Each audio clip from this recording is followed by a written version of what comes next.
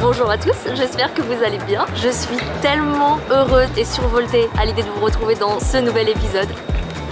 Je vous en avais parlé la dernière fois, c'est bon, nous sommes à quelques minutes de l'embarquement, nous nous envolons enfin pour Ho Chi Minh. C'est mon pays préféré et surtout ma ville préférée dans le monde entier. Il y a une énergie là-bas que je ressens nulle part ailleurs, donc je suis tellement heureuse d'enfin y retourner après toutes ces péripéties ces dernières années, le Covid, tout ça. Et enfin, je vais pouvoir emmener Evan avec moi qui va découvrir pour la première fois Ho Chi Minh, le Vietnam et l'Asie en général.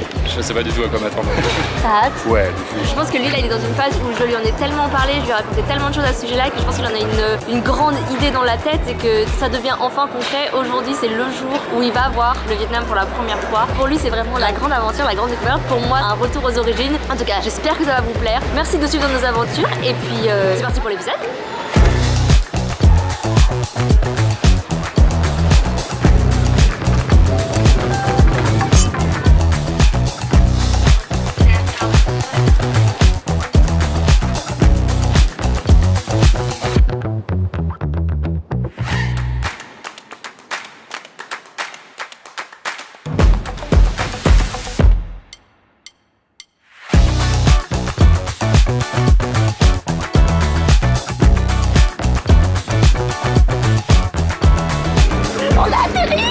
Bon allez, je vais essayer de me maîtriser un peu pour pas que ce soit trop insupportable pour vous tout l'épisode. On vient d'atterrir, on est dans le couloir, on passe l'immigration, on récupère les valises.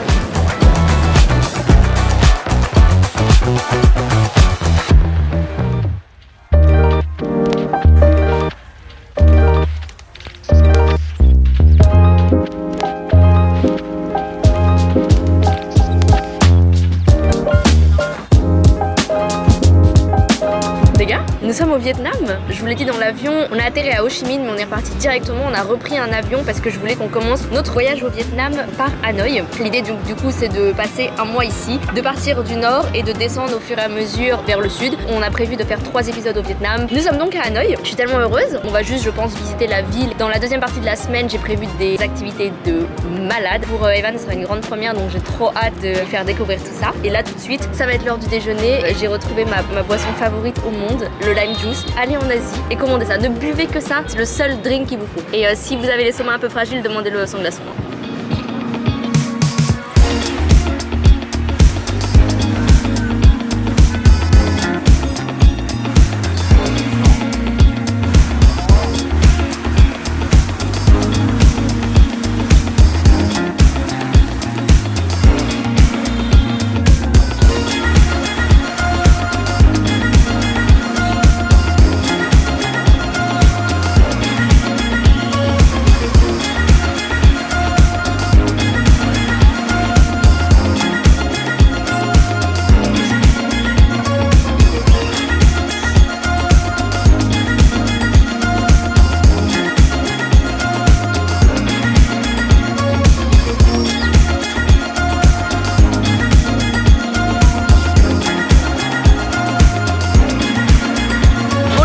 L'expérience à New York et franchement c'était une réussite, on avait bien aimé. On retente, on est reparti pour un tourbus, comme ça on va faire une petite balade à Hanoï en bon touriste que nous sommes. Donc c'est parti, tourbus.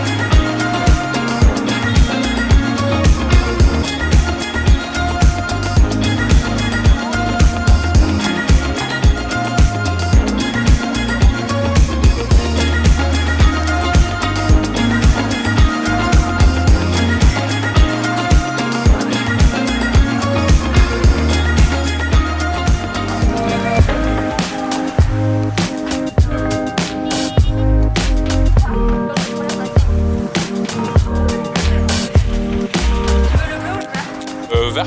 Ah ouais non, celui-là. Et du coup c'est toi qui as le volant? Je suis pas sûre de pouvoir comment. Je crois que je peux poser, on va pas chavirer. Non on va pas chavirer mon bébé. Sans lag de toute façon il va y avoir des vagues. Attends, arrête-toi.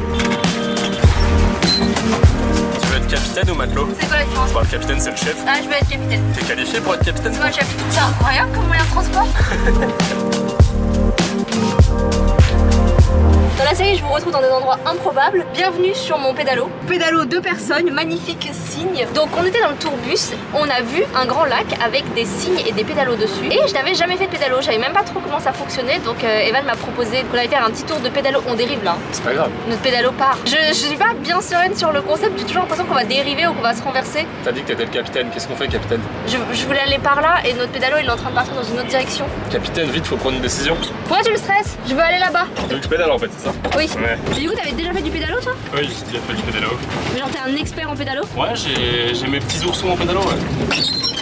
Evan a essayé de me faire croire pendant le déjeuner qu'on était obligé de pédaler en même temps pour que le cygne avance droit. Mais regardez, vas-y, pédale. Mais pas sur celui-là. Regardez comme je n'ai pas besoin de pédaler. Il y a plein de pédalos, il n'y a pas de barre, tu peux pas diriger le bateau. Si il y en a un qui pédale, bah ça va aller à gauche, et si l'autre pédale, ça va aller à droite. Faut pédaler en même temps pour aller tout droit. J'ai l'impression qu'il me ment. Dites-moi dans les commentaires s'il est en train de me mentir ou pas.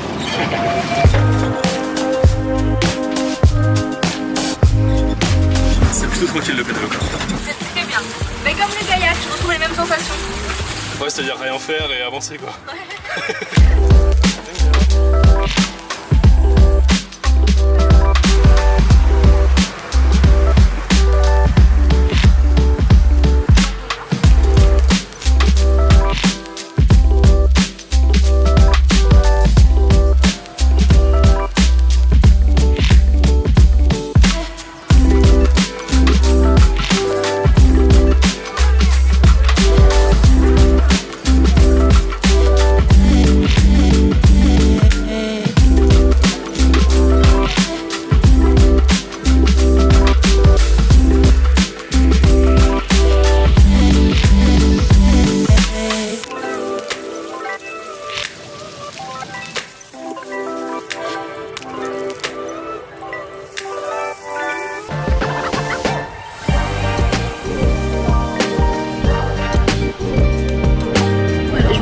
Dans le transport qui est en train de nous emmener pour la baie d'Along. J'ai réservé pour faire découvrir à Evan une petite croisière pour lui faire découvrir cet endroit magique et mythique du Vietnam. J'ai eu la chance de déjà le faire plusieurs fois. Pour lui ça va être une première, j'ai trop hâte qu'il voit ça. Evan qui se sent trahi parce que, vous voyez le rose là, comme il voit pas les couleurs, il a pas pu noter que c'est Oreo crème et t'es pas à la crème mais t'es à la strawberry cream. Voilà, comme il est daltonien, il voit pas la teinte rose et il s'est pas méfié. Ça va aller mieux une fois qu'on sera arrivé.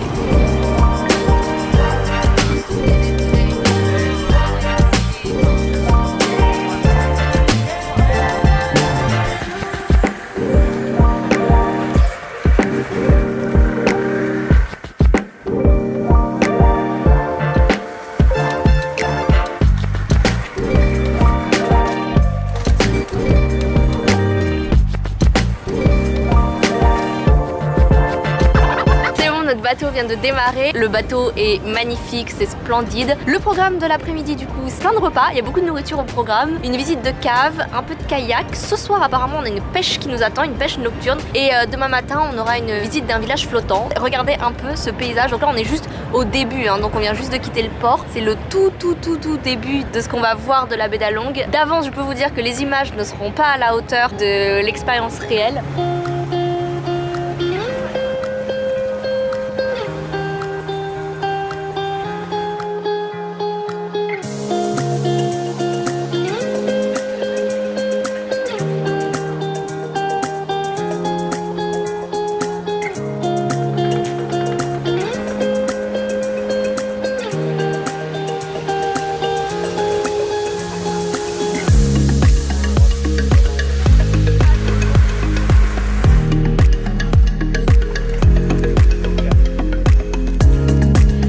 Pour faire une chasse au trésor sur une île pirate. On a une petite centaine de marches à monter pour rejoindre une cave au milieu d'Along Bay, donc sur une des îles. C'est trop cool de pouvoir mettre pied à terre entre guillemets et en explorer une. Je suis à 3 marches, je suis déjà essoufflée, c'est terrifiant.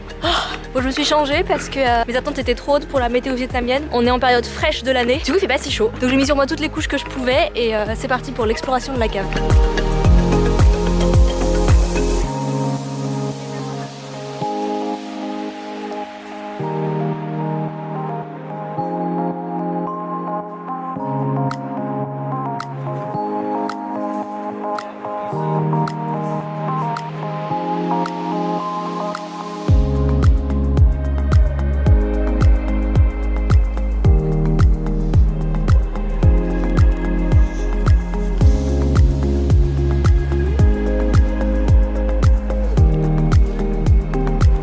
parti, on vient de sortir de la cave, c'était trop beau et maintenant activité kayak. On est sur une plage, mais un décor de film les gars, vous avez même pas idée. Bébé, est-ce que le décor est pas incroyable? J'aurais pas pu rêver mieux franchement, trop beau. C'est splendide. Et maintenant, dans ce décor de film absolument paradisiaque, petit tour de kayak. So beautiful weather.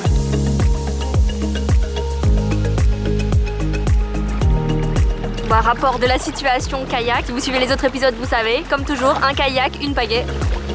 Moi je suis la princesse du kayak, hein. Je profite de ma balade à son maximum potentiel.